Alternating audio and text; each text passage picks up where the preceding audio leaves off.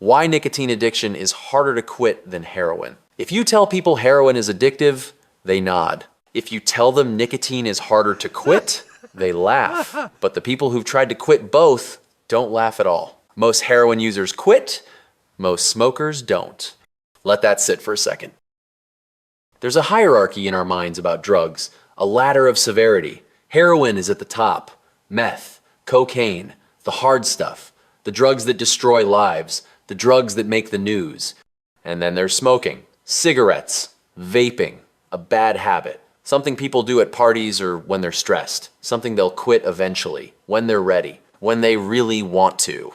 We treat nicotine like it's a choice, like it's about willpower, like the only reason people don't quit is because they haven't tried hard enough. That assumption is wrong. Nicotine reaches your brain in 7 seconds. 7 seconds from inhaling to hitting your dopamine receptors. That's faster than heroin, faster than cocaine, injected directly into a vein. When you inject heroin, it takes 15 to 30 seconds to reach your brain. When you smoke a cigarette, it takes 7. That speed matters. Because your brain doesn't just register the chemical, it registers the timing, the pattern, the cause and effect. You light a cigarette. 7 seconds later, dopamine floods your brain. Your brain logs that connection. Cigarette equals reward, instantly, precisely, over and over. And nicotine doesn't just trigger dopamine, it amplifies it. It makes your brain's reward system more sensitive, more responsive. It primes the circuitry to expect the hit. So every time you smoke, your brain is learning. Not learning to enjoy it, learning to need it. Because, here's the trick, nicotine doesn't make you feel good, it makes you feel normal again.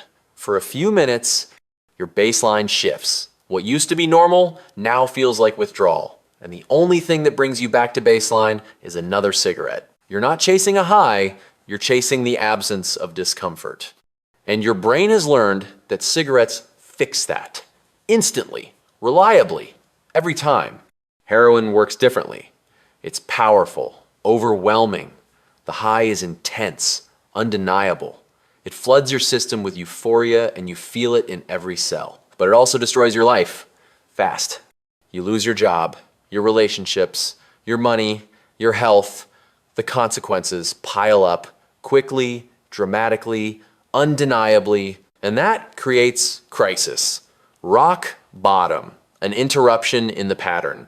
You get arrested, you overdose, you lose someone, something breaks. And in that break, there's an opportunity to stop, to get help, to choose differently. Heroin forces a reckoning. Nicotine doesn't.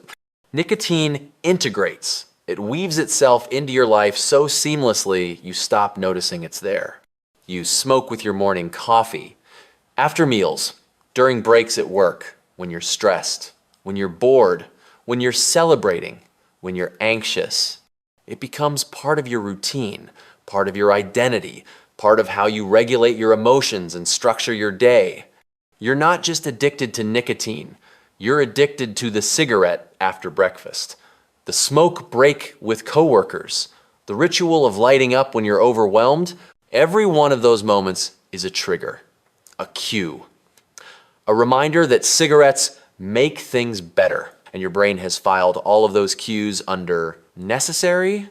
So when you try to quit, you're not just fighting a chemical dependency, you're fighting every routine, every social interaction, every moment of stress or boredom or transition. You're fighting the architecture of your entire life.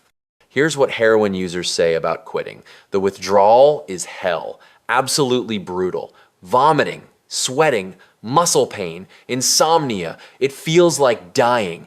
But it's time limited. The worst of it lasts a week, maybe 10 days. Then it starts to fade. The physical dependence breaks. You're not out of the woods. Cravings and psychological dependence last much longer, but the acute suffering ends. You survive it, and on the other side, you have space to rebuild. Nicotine withdrawal doesn't look like that. It's not dramatic. It's not visible. There's no vomiting, no convulsing, no emergency room trips. You just feel wrong, irritable, restless, empty, Like something is missing, but you can't name it. Like you're waiting for something that never comes. Your brain keeps sending signals, expecting the hit, anticipating the dopamine, and when it doesn't come, it doesn't panic. It just nags all day, every day, for weeks, for months. It's not a scream. It's a whisper that never stops. You're sitting at your desk and the thought comes, I want a cigarette. You push it away. 5 minutes later, I want a cigarette. You distract yourself. 10 minutes later, I really want a cigarette. It's not intense. It's not unbearable. It's just constant, persistent, exhausting. And the worst part is that one cigarette would make it stop immediately, completely. That's the trap.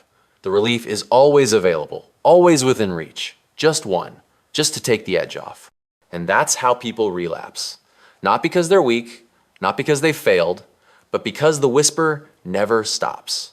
And eventually, they give in just to make it quiet for a few minutes. Heroin takes everything from you.